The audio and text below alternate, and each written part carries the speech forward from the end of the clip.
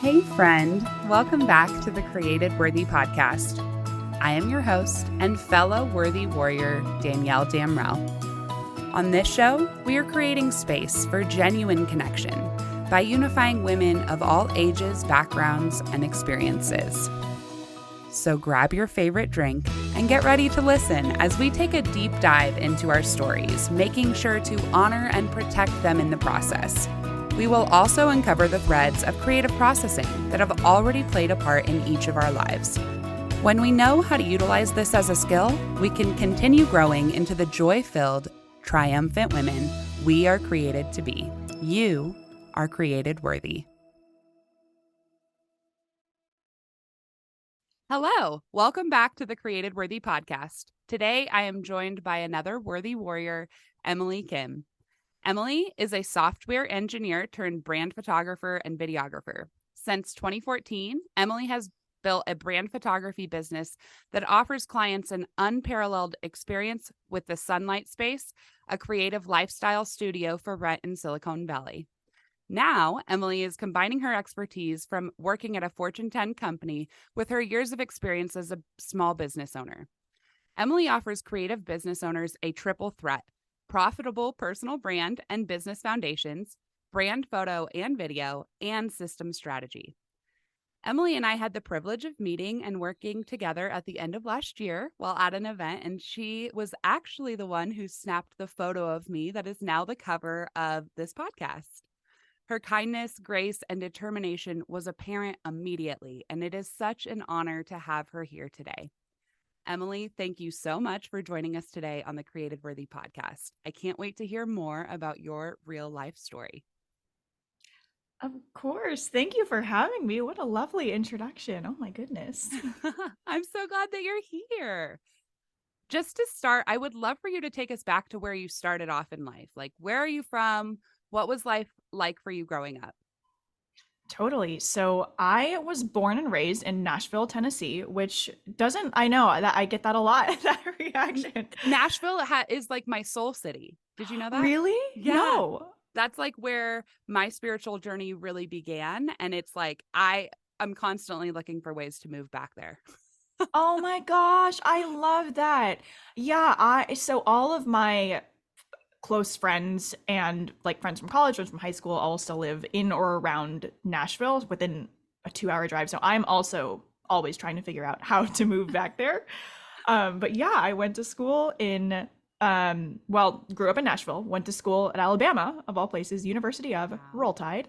And then I got a job at Apple out of college, which is how I landed in Silicon Valley. So I've been here since then, worked at Apple for 3 years, quit my job to run my photography business after 3 years, almost on the dot. And that brings us to the present. That was the quickest childhood overview I've ever heard. I love it. So succinct. So what did you do when you worked at Apple? So I went to school to get a degree in computer science, and then I also stayed an extra year. I did like this 4+1 program, and also got my MBA. So I went to school, got a degree in computer science, and then went to Apple to work as a software engineer. Okay, And that's what I did: programmer, writing code. perfect. Well, I'm sure that was pretty complex. It's Apple. I would really like for you to take us a little bit more into your childhood. Do you have any siblings? And where do you fall in that lineup, if you do? Totally. I have a younger brother. I am like 4.5 years older than he is. Yeah, I mean, we grew up in the same place for the whole 18 years, which was really great, but it was such a blessing. And yeah, I mean, for us, we're a lot closer now than we were when we were younger, now that we're both adults and can communicate as such. Right. I know adult Yeah. sibling relationships are like so wild because you really do get to choose the relationship you have with your sibling rather than it Hmm. just being like, I grew up with them. I don't know. It's my little brother. Hmm. Right, right. It's Yeah. totally different. Yes. But it's actually really fun too. I don't know about your relationship with your brother, but I think like having that ability to be like, okay, I know who you were as a child, like I grew up with you, but now like watching them, I'm the youngest, so like for me it was opposite, but watching them like grow up, I assume it has been a process and experience in itself. In Hmm. just like having that relationship that hopefully becomes a friendship.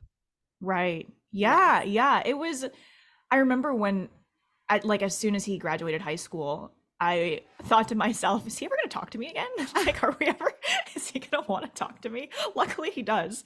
So That's that's good. good. Yeah, that's a good thing. Yeah, that's a really good thing. Snaps for Emily. You must have been a really good sister because, okay, Questionable, a but sister. I was there. Yeah. Well, how do you feel like where you grew up, how you grew up, how do you feel like that affected who you have become? Right. That's a really good question. I have always felt a little bit contrarian. I don't know. I don't know what that means really, but sometimes I just find myself going against the grain just because. So when I did not really go to Alabama by choice. That was not my top school. That is not where I wanted to be. And growing up as an Asian American in the South, in hindsight, I can say that it was fine. I didn't, there wasn't anything extremely traumatic. There was racism, of course. I dealt with that. I was one of maybe 5, 8 Asian people at my school. And just the thought of going to Alabama, I was just like, I don't know if I can handle this. Like, I want to Right. change it.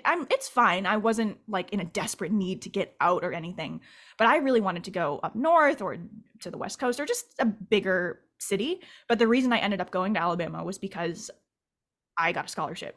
So Okay. it was the Yeah. most cost effective option. And just looking at it on paper, I mean, both of my parents immigrated here from Vietnam. So looking over that, looking over all of the acceptance letters and scholarships and comparing numbers, they were just like, why would you choose anywhere else? Why would you pay money when you have Right. the option to not pay money? Right. So that's why I ended up there. And I didn't want to be there. I was really unhappy the first year there because it took me a while to find my people. Luckily, my best friend growing up ended up going to Alabama too. So we had each other and we're still friends today. She was my maid of honor. So that was really helpful having her there because the first year it was just Yeah. very, Finding very your rough. space, finding your place. Yeah. So Mm-hmm. you grew up with two immigrant parents. Mm-hmm. How was that? And especially, I feel like in the South, I know that a lot of people in Nashville would be like, it's not the South. But, Yeah. it's like border it's in my opinion from Colorado, it's the South. But how Mm-hmm. was that for you growing up and having parents that didn't grow up here? It was it was interesting. Again, I feel like now that I'm so far removed from it, I can look at it and I'm very grateful for how I grew up because it's crazy to think my dad, he came to America, he doesn't even know really when his birthday is, like officially. So What? around 22, 23, we think. And to think that he literally came to America on a boat got surrounded by pirates, and then they were stuck on an island, and Are you serious? yeah, it's wild. Um, a United Nations helicopter found them on the island and brought them to the States. So to think that that is how he came to here, and here I am complaining about like my lattes in the morning. It's just it's crazy to But me. we He don't doesn't. compare pain. That's We don't. yes. But I'm Yeah. sure that it did kind of give him a different appreciation for this country, is Oh, of in that like course. he was literally rescued. Yeah. And then yeah, and then he did your mom come with him? Like was she No, so they actually met here. My mom okay. came to America when she was much younger, so she had a totally different experience. Yeah. Neither of them really like to talk about it, so I don't press. Yeah. But that's Fair. about, yeah, as much as I That's know of yeah, what that's a lot went though. down. Yeah, it is a lot. It's Yes. quite a lot. Yeah. So it's just funny now because now, my dad he works a good job. He's a database administrator at like not agriculture, one of those how do I explain? It's Tractor Supply, which Okay. is Yeah. just like a very southern, Yeah. He has like, a stable southern job. yeah, Yes. exactly, exactly. So it's crazy to think, but one of the things that really has it hasn't really affected me, but something that I think about a lot as an adult is how I am not bilingual and probably should be, because when I was really young at home, we would speak Vietnamese and I could speak it, and it was like English, Vietnamese to flip back and forth. Then I went to school when I was 5 years old, in kindergarten, Yeah. and I remember being made fun of for speaking Vietnamese. And I came home and was really, 5-year-old upset about it. Like, oh, I want to speak English only. And that was that. And now I'm not bilingual.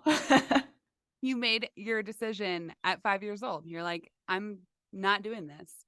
Yeah, I really regret it. And I wish my parents had pushed me harder and been like, no, no, no, don't listen to these children. They don't know anything. Right.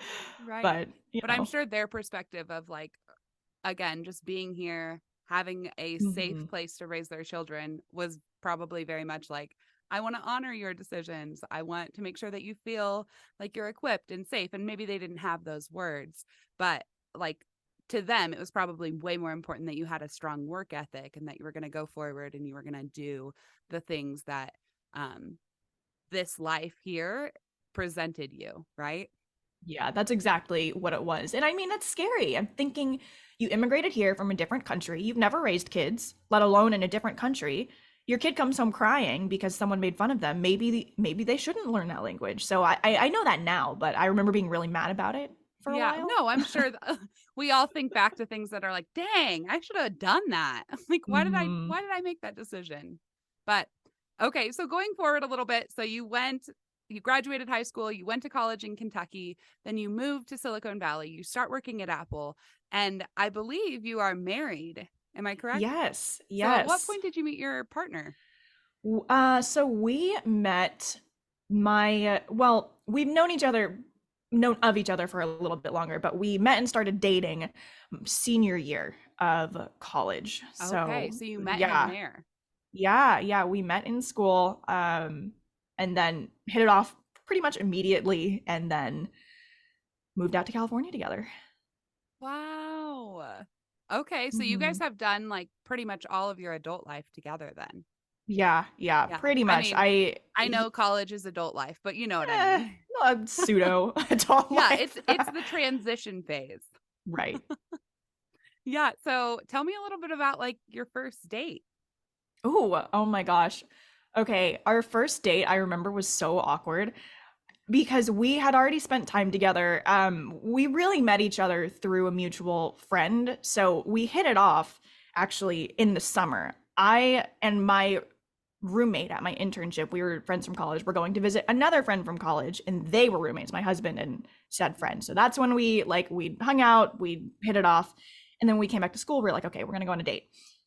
And the only thing I can remember is just drinking so much water because that's my defense mechanism. I just kept chugging water because whenever it was quiet, I just went for it. And I had to go to the bathroom so badly, like several times, because I was just downing water. And that The is things we seriously, do, right? yeah, that's all I can remember. He took me to an Italian restaurant because I had mentioned it was my favorite restaurant in town, which Yeah, is super cute. that is super cute. Yeah. That is so fun. So at what point did he pop the question? So we started dating 2016. He popped the question September of 2020. So peak pandemic over here. Yeah. Mhm. And you're in Mhm. California, so yeah, peak pandemic. Yeah, Yeah. really. Yeah, we were supposed to get engaged May of 2020 because we had originally planned a trip to Hawaii. He didn't tell me like this is when I'm going to propose, but I had a feeling, and then afterwards we talked about it, and he said, he had a beautiful dinner planned, and it was going to be on the beach, and he was going to get a photographer. Isn't that so thoughtful? So thoughtful. Yeah, but then what happened, and Yeah. we postponed. We ended up going to Hawaii for our honeymoon though, so the trip did not Okay. go So to yeah, waste. how did he do it? How did he end up doing Um, it? it was really sweet. It was, oh my gosh, thinking back on it, we were grumpy, of course, because we'd been inside for months at this point, and we decided, okay, now it's acceptable to go places. So we were planning on going to Santa Cruz for a weekend and just getting out of the apartment, just getting some nature, fresh air. And that morning, I don't know why, I was just grumpy, probably, for being stuck inside. And Hmm. I thought for whatever reason we were on a timeline. We were on no such timeline. We didn't have to be anywhere. We didn't have to meet anybody. But I was trying to get us out of the house. So I was being a little grumpy. I hadn't had my coffee yet, and I wanted to drive to Dunkin' Donuts, which was out of the way to where we were going. If you know my husband, he doesn't like to be inefficient. So me even asking to go out of the way, I was like, okay, he's probably going to suggest going somewhere on the way, which is very reasonable because Dunkin' isn't like some coffee to drive out of the way for. I just wanted it really badly. Yeah, a girl's got to have her donuts and her Exactly. coffee. Exactly. So, for whatever reason, I was being a little grumpy, and he was just being very, very nice to me.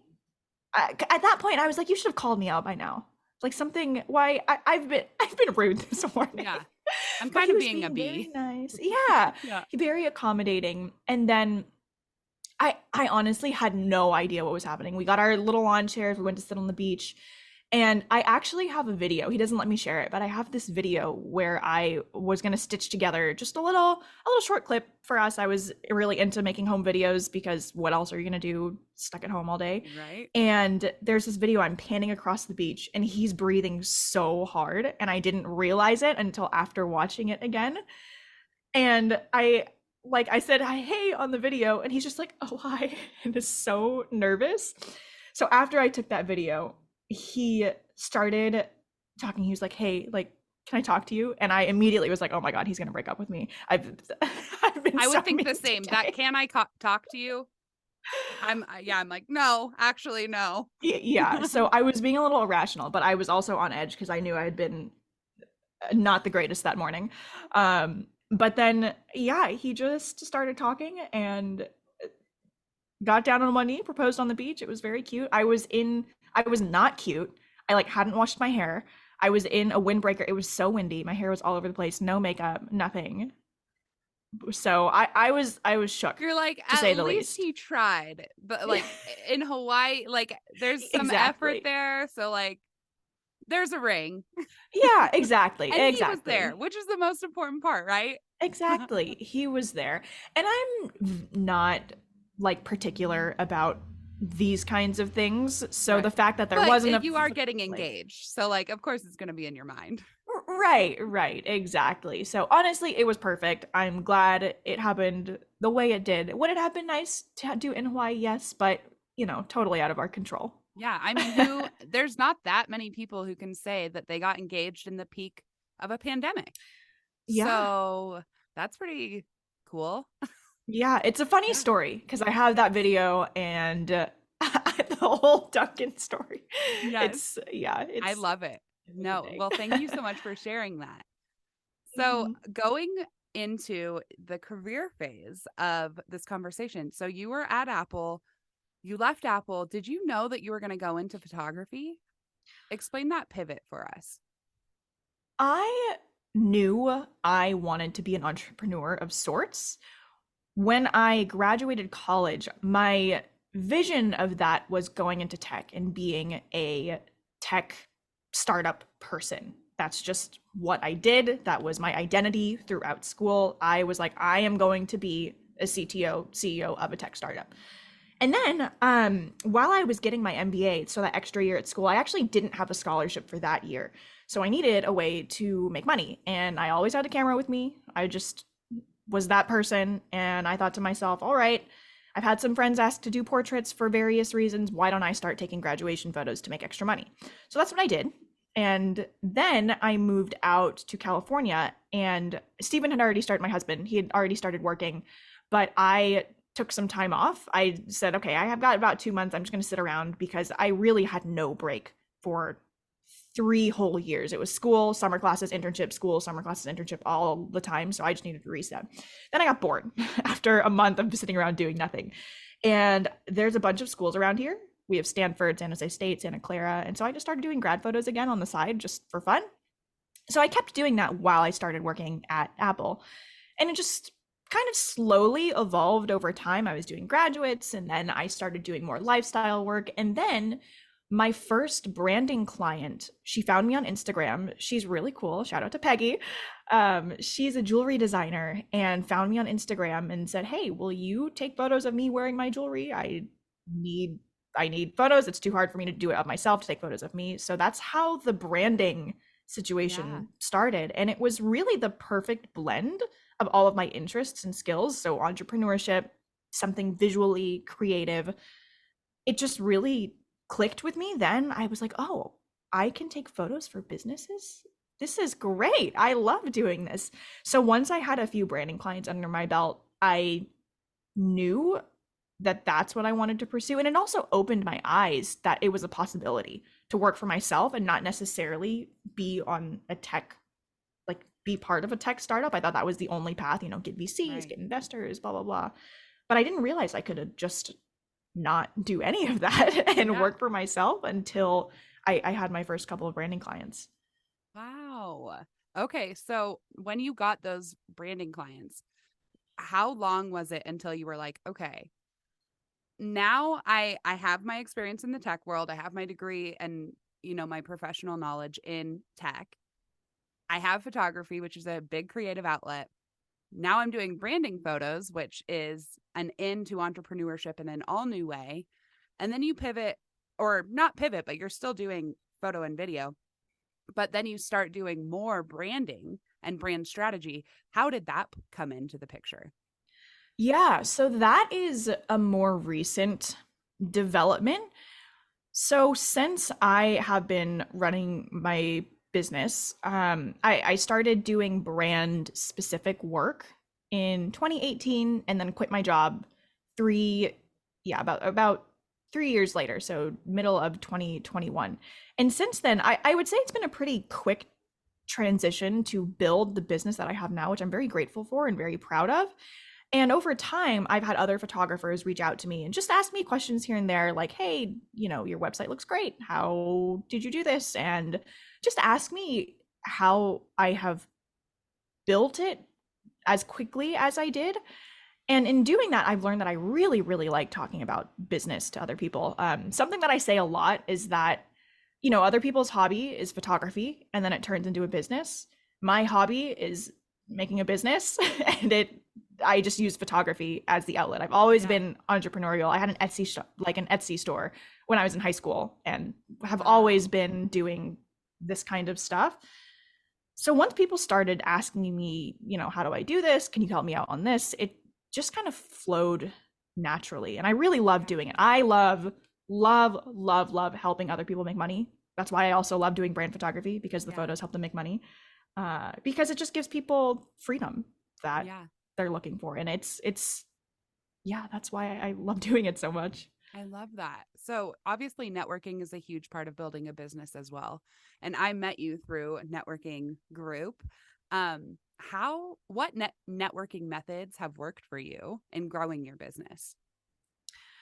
When I first moved to the Bay Area, I got connected with a group of local photographers just by searching on Facebook for Facebook groups. I looked for San Francisco photographers, San Jose photographers, and the group that I landed in is called Better Together San Jose. So that was my first foray into creative networking was Facebook groups, and I'm still super connected with all of them. We actually had a meeting yesterday, so that was really fun.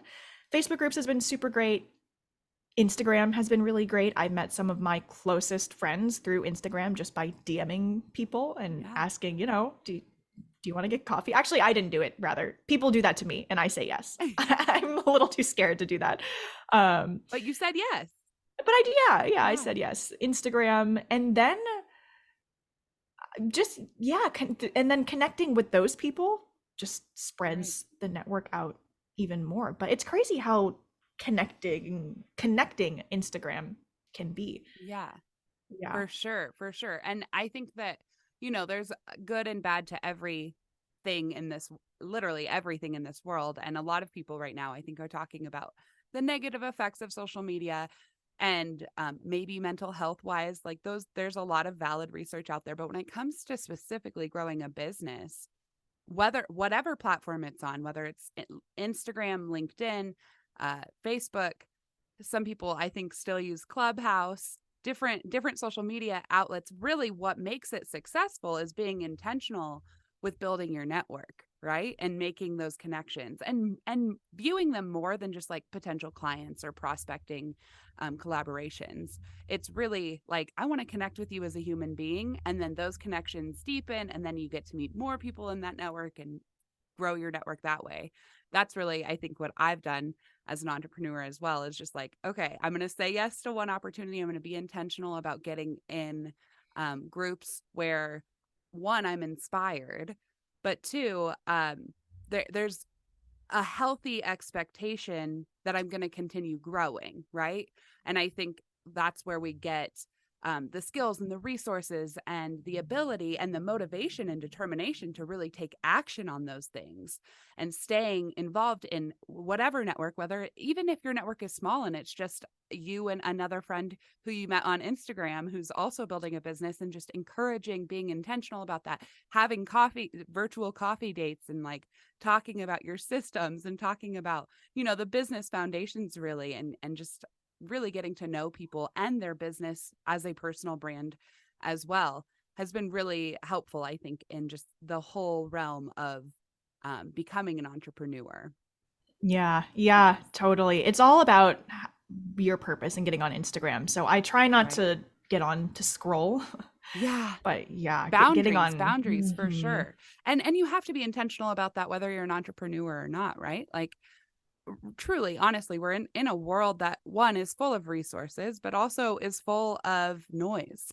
There's a lot of noise out there, and there's nobody else who can block you from that noise. If you decide to get on Mhm. Instagram and start scrolling and then find yourself comparing, it's up to you to shut down the app. It's up to you to determine what your boundaries need to be so that you can protect your mind, your heart, your soul, and that all of that is involved in living a good life.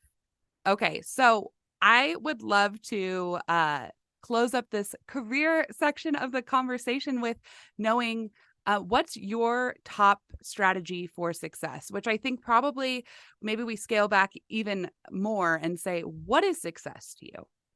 That's a great question.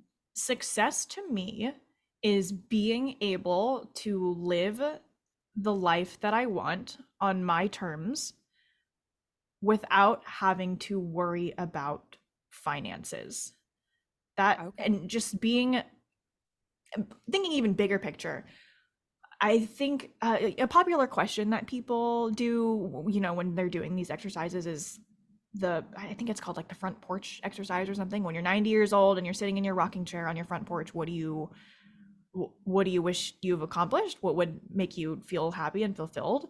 And for me, that is having a family, having kids, having grandkids.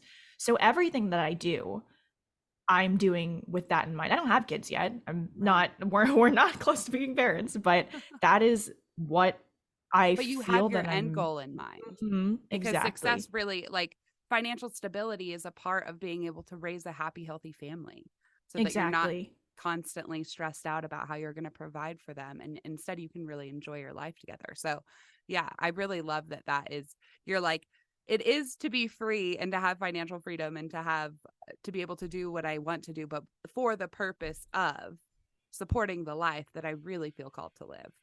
Exactly. So what would be your top strategy right now in this season? And of course, our strategies change as we grow and evolve. But in this season, what is your top strategy for success? Something that I have been doing the last few months is changing the way I, not goal set, but task manage and time manage. So every morning, are you familiar with the Eisenhower matrix? I think I've heard of it, but I cannot remember. So tell us. Okay. I was recently introduced to this tool.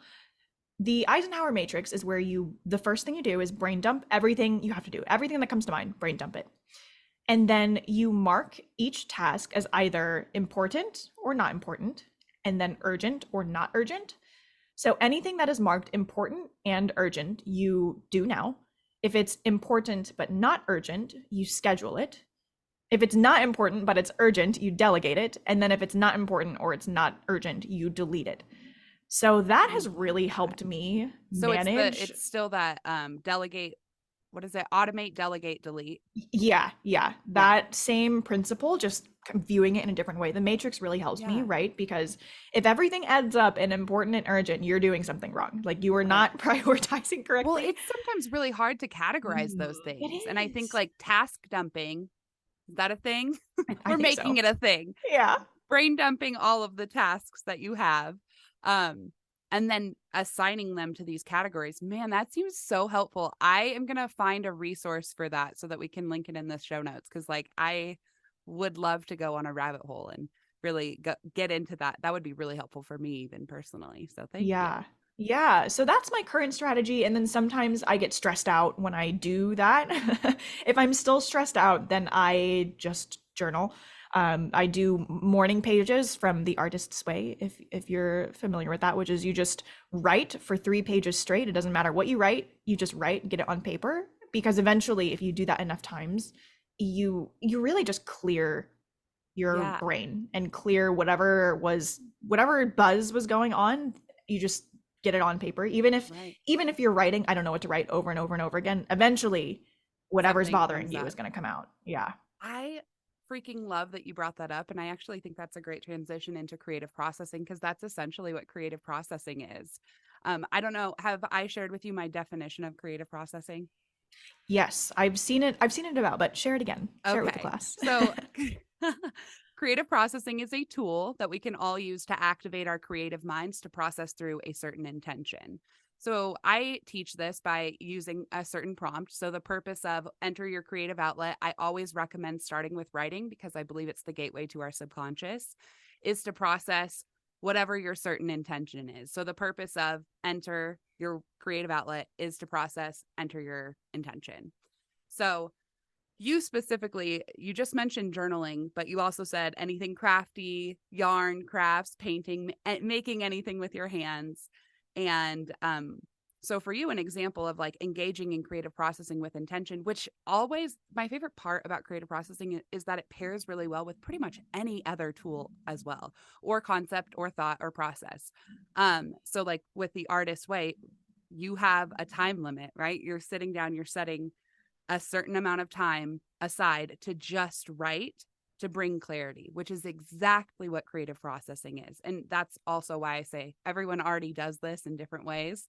It's the act of pairing it with an intention that brings the transformation that we're really seeking and the clarity and all of that. But for you specifically, a prompt just to like narrow in on creative processing as a skill or a tool would be the purpose of painting or writing is to process gaining clarity into my next steps in business. So maybe that writing for 15 minutes, 10 minutes, however long you're going to write, brings you that clarity on the one next step, right? And sometimes Mhm. what I love too is that we can use it not just in business, but in our lives. I know a lot of times we get stuck in this loop of like just repeating the stories that we tell ourselves. And our brains are actually wired to do that. Our brains are wired to enable us and to Mm. repeat those patterns. If we have a thought pattern that we are stuck in, our brains are going to, until we do something to change and break that and tell ourselves really we're wrong, we need to do something differently to break that process, our brains are going to keep confirming our biases. That's confirmation bias summed up. So yeah, that I think is why I've become so passionate about creative processing is because I'm like, look, we can all do it. And sometimes what is revealed by by doing creative processing or just having a term is that we know that we're now growing, right? We have a tangible action that we can do. And for me, that was important because I know a lot of coping skills. I've been in therapy for majority of my life at this point. And the skills were great, like I to know them, but I wanted something that was like tangible. And for me, creating is always a tangible action. And I've learned that like engage it's the act of creating. So everybody has creative mind, whether you consider yourself creative or not. Our Mhm. creativity just looks a little bit differently. So for some people, and probably partially for you as well, um, creating systems is engaging your creative mind. So It pairing is. your creative mind and the way that you create with a certain intention is going to help you to get clarity, to experience joy, to really truly experience peace and the things that we're ultimately searching for. So that's my soapbox. Yeah, I love that. You know, I love tangible things. Yes. So Yes. yeah. Give us some tangible actions to do, because that's where I get stuck a lot of times. And I think a lot of people do is like, okay, I know, I know what the problem is. And I know that there's a solution to the problem, but I can't get to the solution. Like there's something that like maybe I need to break something down, maybe there's a block there or something, but that's what a tool is a bridge to get you to the solution. So Hmm. it's definitely been something that I just continue to learn about. And actually tonight I'm hosting a private creative processing workshop where we're processing relationships, which I'm super excited about. And I'm teaching for the first 15 to 20 minutes about relationships, what a healthy relationship is, how we communicate and set ourselves up for healthy relationships, but also how to have a healthy relationship with ourselves. And Mm. it's through the intention of tonight. So we have 3 different prompts, but the intention is the purpose of writing is to process relationships, period. Simple. And then the tangible action that comes from that are the prompts that I'm giving them. So it's like Hmm. a guided session in which we can really dive deep into this thing that seems so simple. Like we all have relationships, whether it's with your partner, with your child, with your mom, with your dad, with your grandparents, or with yourself. We function and are created for connection. And essentially, relationships and connection are the same thing. So processing that brings a whole new level of clarity, because the quality of our relationships a lot of times is a reflection of the quality of our lives. That's so good. Wow, that's a great sound bit right there. Thank you. Maybe I'll Yeah. turn it into a reel one day. One day. That's so true. Oh my gosh. And if Hmm. journaling is what works for you, then like continue diving into that. I would never discourage anyone from doing what they like. When you find something that works and helps bring you clarity, do that thing. Look, no matter where you're at in life, whether you're a business owner, whether you're a mom, whether you are really, really struggling. I know I have quite a few friends right now who are walking through some really, really hard things. Like there are things that we can do to get to break out of the cycle of toxicity that we a lot of Mm. times put ourselves in. And in my free creative processing workshop that I host every month, I talk about how suffering is there's 2 arrows of suffering. This is a Buddhist belief, but it's so perfect and it's so Hmm. true. The first arrow of suffering has everything to do or is all about the things that we can't control. A loved one dies of cancer. The real estate market crashes or we go through a recession, things we cannot control. But the Hmm. second arrow of suffering, which is often the most painful one, is the one that we shoot at ourselves. And it comes from the story we tell ourselves about the traumatic event that happened. So if a loved one Mm. dies of cancer, it would be that story of, I should have told them to go to the doctor sooner. I should have spent more time with them. And that's what actually causes us the deep pain and gets us into that cycle of like, I'm not enough. I'm not worthy. I can't get out of this. I'm a bad person. And so we have to stop doing that. We have to stop shooting ourselves with that second arrow. And we stop doing that by pouring into ourselves in ways that we might not want to do. Like I'm Yeah. sure there are when you think about journaling, a lot of times you meet that with resistance. Yeah, I do. Oh yeah. Yeah. And resistance, like pushing past resistance is where freedom is found. That's where peace is found. And there's a quote by Stephen Pressfield that says, the more important an activity is to your soul's evolution, the more resistance you will feel to it. That's so true. The more fear you will feel. Like all of the feelings that keep us from making that one step forward are because that step forward is calling us into what we actually want and desire. And so when we Mm. can realize that and we can make that connection of like, okay, when I feel this, that actually is confirmation that I do need to do this, right? That's where we lean into discernment as well. Mm. Then it kind of empowers you to push past resistance and continue doing the things that make you uncomfortable. Yeah. Yeah. So good. Yes. Oh, and it's muscle memory, right? Like Yeah. when you get into a routine, it's like going to the gym. What if you go to the gym consistently and then you stop going for a week? It's like, ugh, do I really need to do that? It gets so Right. hard to get back into the rhythm. Oh, I Once you're know. doing it, it's like, oh, I can do this. I feel so much better. My brain feels so much better. All of the things that are like ultimately what we go to the gym for in the first place. Mm-hmm. Yeah. Yeah. Well, I would love for you to just talk to us a little bit about what's coming up next for you in your life and business. Absolutely. Well, I just started a new community on Facebook. Is this Yes, of course. yeah, I will good. link it in the bio or in Okay. in the show notes. Yeah. So it's in line with what I've been doing kind of privately with other business owners, just mentoring and working through, the trials of running a business. But the new Facebook community is called Profitable Creatives because something that I hear a lot, just chatter on online and when I talk to people, there's a lot of doubt that you can run a creative business profitably. I face it when I tell people, I mean, can you imagine going from being a software engineer to a photographer? Everybody thinks you're crazy. Everybody thinks I'm actually crazy, but I'm not. It's possible and very doable. You just have to have the right, like you said, the right tools to move you forward. You have to know the tools, the resources that you need to have to run that creative business profitably. And I also feel like it's hard to sift through all of the noise. So in Profitable Creatives, my goal is to deliver the tangible resources and tools that people need to run a creative business profitably, whether you're a photographer or a designer or whatever your passion may be. That is my dream. I just want as many people as possible to know that they don't have to work a job. That doesn't have to be a side thing. If you want it to be your full-time thing, if that's what you want to do in life, it's possible. No matter what all of these other people say about not, you can never do that. You can't possibly make as much money, blah blah blah, Starving whatever. artists. Yeah, the starving artist mentality is canceled. That's in my book. We're not about it, and that's what Profitable Creatives is about.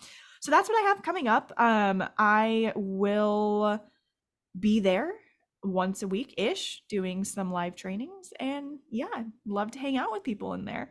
I love that. And where can listeners find or connect with you Yes. other So than your Facebook group?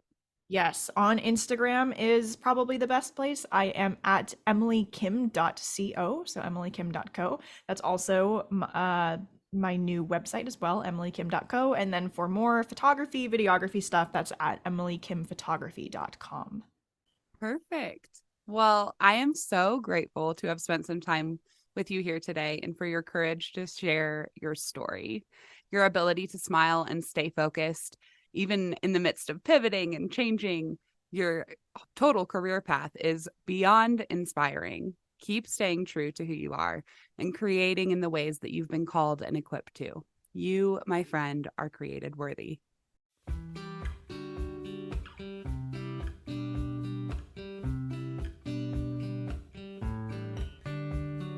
Thanks for tuning in to the Created Worthy podcast. If anything in today's show resonated with you, can you do me a huge favor and go leave a 5-star review? This helps more listeners find the show, and it also expands the impact, messages, and stories that are shared here. All the links and guest information are in the show notes. If you're on social media, I want to personally invite you to continue the conversations about these important topics that we're talking about. You can find Created Worthy on both Instagram and Facebook by just typing in Created Worthy Podcast. Can't wait to talk to you soon, friend. And don't forget, you are created worthy.